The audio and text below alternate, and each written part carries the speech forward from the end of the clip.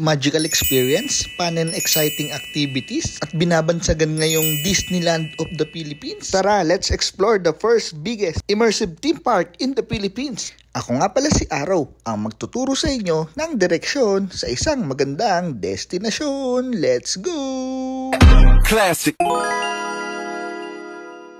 Ang direksyon nga natin today ay Tanawan, Batangas. Tanaw na tanaw nga dito ang Taal Lake. Mamaya papakita ko sa inyo. Galing parking ay maglalakad siguro kayo ng mga 3 minutes walk. Kaya magdala na rin kayo ng payong. Proteksyon na rin sa init at ulan. Dito nga ay nakapag-book na kami online ng 3 at hindi na namin sinama sa booking si baby kasi sukat namin sa bahay ay wala pa siyang 3 meters. At ayun nga, sakto naman yung sukatan nila dito kaya naman libre na si baby. Just present your QR code at bibigyan ka na nila ng bracelet pass. At ito na nga, pagpasok mo ay magigreet sa'yo ang napakagandang architecture design na castle, guys. At tulad ng sabi ko, magdala kayo ng payong kasi medyo mainit din ng panahon na yan. At lalakarin nyo yan papuntang castle. At ito nga yung inuna namin, Castle Pop. Nasa pinakadulo siya. At ayun, ang Taal Lake sa likod. Sa part pa lang na ito ay sobrang dami na naming pictures na nakuha. Upon entering sa Castle Pop ay meron ng mga mag-a-assist sa inyo. Pwedeng mag-picture saglit, then papapasukin na kayo para sa briefing. Yes, may short briefing para sa mga do's and don'ts at kung ano yung gagawin sa loob. Dito nga namin napiling i-celebrate ang second birthday ni baby at siguradong matutuwa siya dito at pati na rin kaming mga kids at heart. Ganitong edad nga kasi super explorer pa sila at ayan, na-meet na namin si Jay at nag-hi nga yan si baby.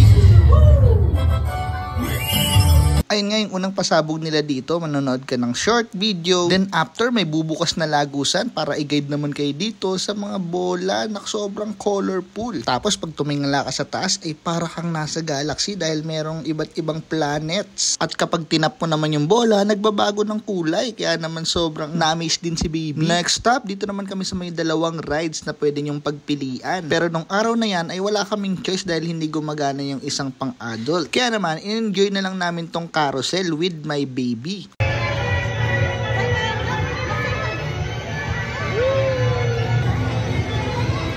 Nakakatuwa nga ang smile ni baby kaya dito pa lang talagang sure na kaming hindi kami nagkamali ng pinagpuntahan para i-celebrate ang kanyang second birthday. At ayan, umulit pa nga siya mag-carousel at tuwan-tuwa. Bukod pa dyan ay ilang beses din talaga niyang inikot-ikutan to at tinitignan niya talaga tong giant display na si Jay dahil gumagalaw yung mukha niya. After nyan, pwede na tayo mag-proceed naman sa next destination niyan. Ayan, parang mga punching bag na nagbabago rin ang mga kulay. Oo. Bakit ikaw ba?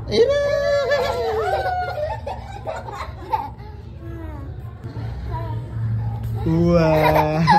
Buti na lang hindi masyadong matao ng mga panahon na yan kaya naman na-enjoy din ni baby yung mga bawat sulok nito. Syempre pag happy si baby, happy na din kami. Next stop, dito naman tayo sa parang spaceship. Dito wala naman masyadong ganap. Ayan, tingin-tingin lang, pindot-pindot lang si baby. At sumunod na dyan ay dito na kami nag-proceed sa area na parang retro vibe. Sobrang colorful at ang ganda ng mga music. Nakaka-indak talaga. Tignan nyo, mapapasayaw talaga dyan si baby sa sobrang nakaka-indak ng mga music nila dito.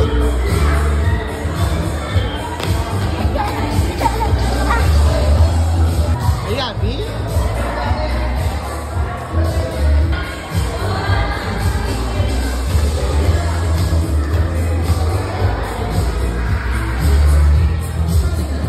Talaga namang full energy si baby. Niyaya pa akong sumayaw di rin naman ako marunong.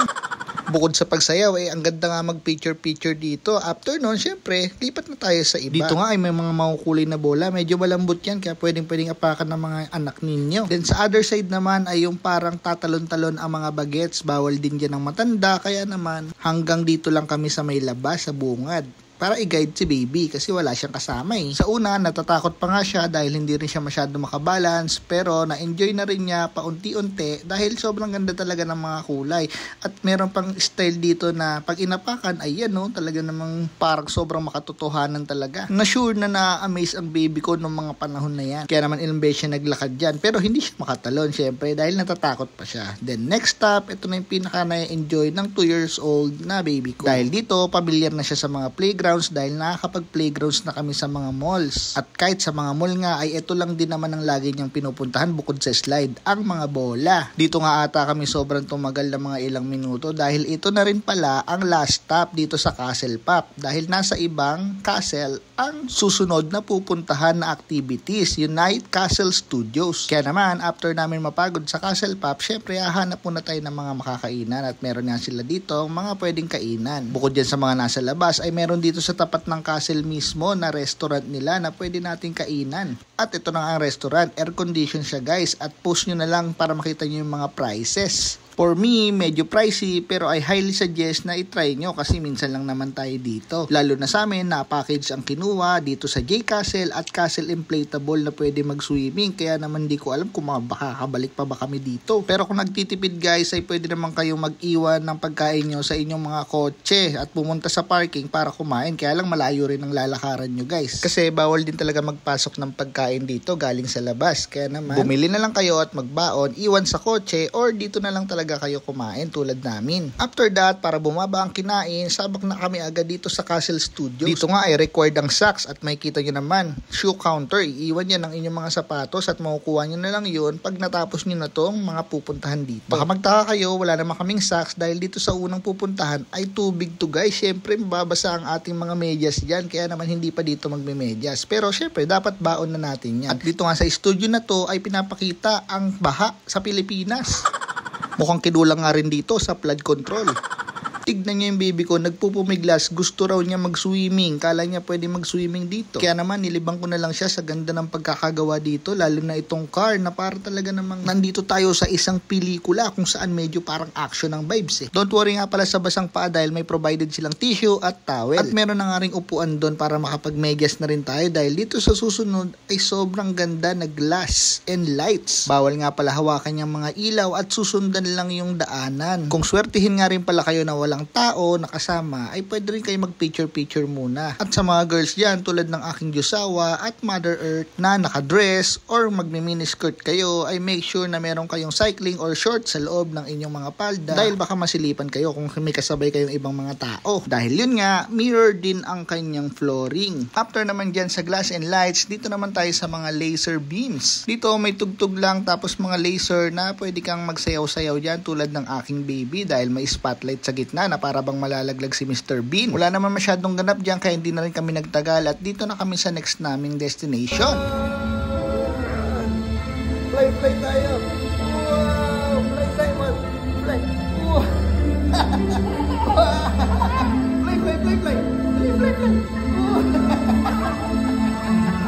Para kasi kaming nasa galaxy kaya sabi ko kay baby, fly siya. Sobrang nakaka-amaze nga yung lugar na to dahil buong paligid talagang nagbabago-bago ang kanyang mga 3D visuals or kung ano man tawag diyan, di ko alam eh. Si baby sobrang na-enjoy din dito kasi nga malawak, makulay. At syempre bago sa experience niya pero syempre ganun din naman sa amin kaya lang habang tumatagal parang medyo nakakahilo na rin. Ito lang ata yung pinakamasarap sa mata ko, yung parang usok-usok na kulay blue and pink. Pero itong Lego, sobrang nakakahilo. Then, proceed na nga tayo sa next stop. Itong parang upuan na parang bubbles ang imagination. Na para bang kami ay nasa ilalim ng tubig. Dito, tamang pahinga lang, upo-upo habang naglalakad-lakad si baby. Para naman sa next stop namin, dahil dito ay ang last destination na pwede nyong ikutan at lakad-lakarin. Encantadia vibes nga dito guys, kaya naman inikot din namin to para hanapin si Imaw pero hindi namin makita.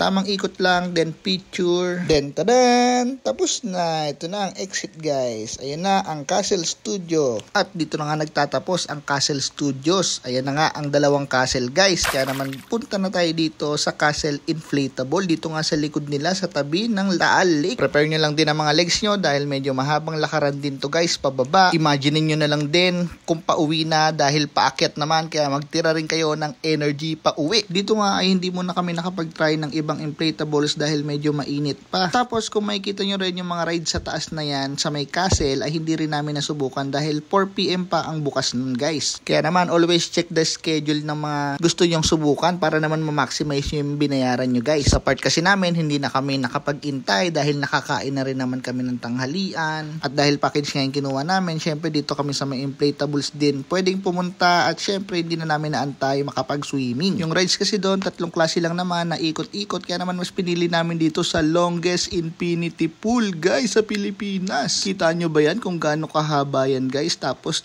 infinity pool siya sa may tabi siya ng Taal Lake mismo guys. Bawal na din pala kasing bumalik doon sa castle kapag basa ka na. Syempre naman magbibihis ka pa kung gusto mo talagang bumalik doon sa rides. Kaya naman enjoy na lang ni Bibi dito ang mga bato-bato at buhangin. May locker nga rin pala dito na pwede nyong rentahan para may pag-iwanan kayo ng mga valuable things nyo. 99 pesos lang sa case namin, kasya na ang gamit naming lahat. After nga naming ikutin at tanaw-tanawin ang paligid ay syempre nag-swimming na kami dito sa longest infinity pool. Sobrang ganda talaga dito guys.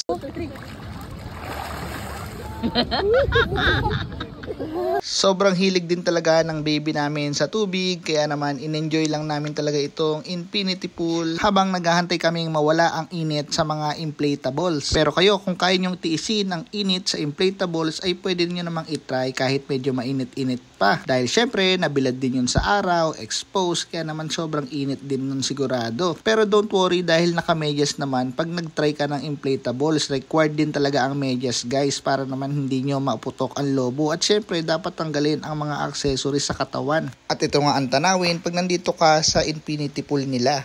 Ayan, sobrang ganda guys. Tapos dito sa may likod ay Taal Lake. Ala, ang tagal. Ang galing!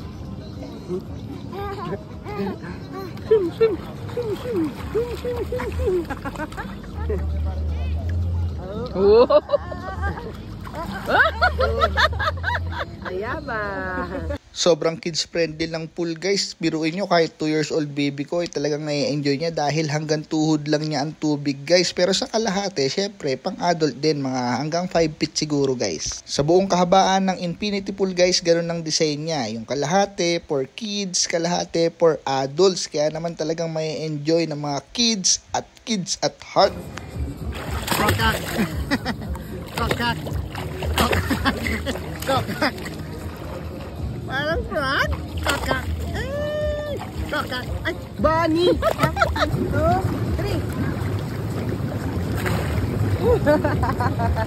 Sobrang nag-enjoy nga si baby sa tubig. Nakalimutan na namin mag-inflatables kaya naman medyo dumidilim na at hindi pa rin kami nakakapag-inflatables. Pero hindi pa rin kami nagpatalo dahil sinubukan pa rin namin guys. Pinakamahirap nga agad yung sinubukan namin guys, yung parang challenge na iikutin mo yung buong maze nitong inflatables. At take note, kasama namin si baby, 2 years old. Don't worry guys dahil super safe naman dito si baby dahil malambot lang naman itong mga nasa paligid. Pero syempre pinayagan yan dahil kasama naman ang mommy at daddy, kaya naman ingatan nyo na lang din ang inyong mga baby o anak kung isasama nyo dito. Lalo na guys kung may mga kasama kayong ibang adults or medyo malalaki ng kids na medyo malilikot. At ito nga guys, wala pa kami sa kalahati pero pagod na kami at ginagabi na kami. Dahil hindi rin pala to basta-basta guys, magbabalance ka, yuko, talon, slide, akyat, dami-daming gagawin. Tapos may kasama pa kaming baby, sobrang challenging talaga. Nag-cheer na nga rin dyan sa amin yung mga nagbabantay sa gilid. Ayan no, iniilawan na rin nila kami kasi ginabi na rin talaga kami dyan guys sa sobrang hirap. Kaya ang ending nga niyan ay hindi na namin na itry ang ibang inflatables nila na available. Kaya naman, ewan ko ba, baka pwedeng balikan na lang ulit namin sa susunod. Pinilit nga lang namin matapos to dahil syempre challenge accepted to sa amin as a family. At sobrang magiging memorable to sa amin kapag natapos namin to ng magkakasama. Lalo na kaming dalawa ni Josawa ay wala naman kaming mga exercise. Kita nyo naman sa aming mga katawan. Kaya naman sobrang hingal-hingal, pagod na pagod talaga kami. Pero si baby namin sobrang energetic, dami pang titirang energy. Whee! Whee! Let's go! Yay! Kami galing! Winner, winner, winner! Winner, winner! Chicken dinner! Winner, winner! Chicken dinner! Malapit na nga kami matapos sa part na yan. Pagka-slide namin, konting lakad na lang. Malapit talaga kami sa finish line. And this is the final slide guys, sa finish line. Sabay-sabay po ba? Basta po Opo. Ano lang sir, una ka sa slide, tapos Diba? Tayo po tayo kagad alalay. Nagpamadali siya. Ha? Galing. Tatawa ka sa taas eh. Sige, matalas ko lang. Uy. For me, must try talaga yung J Castles and Castle Inflatables na package na para isang puntahan na lang kayo guys. At sure na mag-i-enjoy ang kids at kids at heart. So paano? Hanggang sa sunod direksyon!